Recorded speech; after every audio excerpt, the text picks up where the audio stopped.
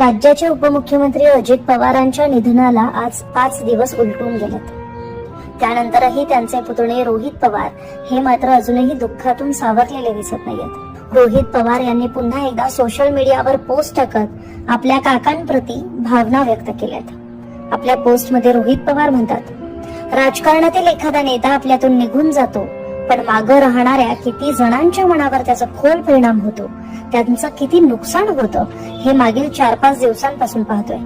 सध्या अनेक लोक भेटतायत आणि माननीय अजितदादांबाबतच्या त्यांच्या असंख्य आठवणी भावुक होऊन सांगतायत.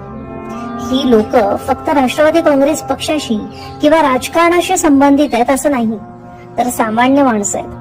पण अजितदादांमुळे त्यांच्या जीवनात कसं परिवर्तन झालं, अजितदादांनी त्यांचं कोणतं काम केलं, कशी मदत केली हे सांगत असताना त्यांना अश्रू आवरणं कठीण होत आहे. हे अनुभव सांगताना माननीय अजितदादा किती मोठे होते आणि त्यांच्या जाण्यानं किती नुकसान झालं, समाज मनावर दुःखाची किती मोठी छाया पसरली आहे हे दिसतं. म्हणतात ना, माणूस किती मोठा होता हे समजण्यासाठी आधी त्याला जगाचा निरोप घ्यावा लागतो. अजितदादांचं मोठेपण माझ्यासारख्या कुटुंबातल्या व्यक्तीला तर पहिल्यापासूनच माहित होतं, पण त्याही पेक्षा अजितदादा किती मोठे होते हे मलाही आता पुन्हा नव्याने अनुभवायला मिळते. अजितदादांवर प्रेम करणारी ही माणसं आज पोरकी झाली आहेत आणि त्यांच्या डोक्यावर पुन्हा छत्र धरण्याची खूप अवघड जबाबदारी आमच्यासारख्या नवीन पिढीवर आली आहे.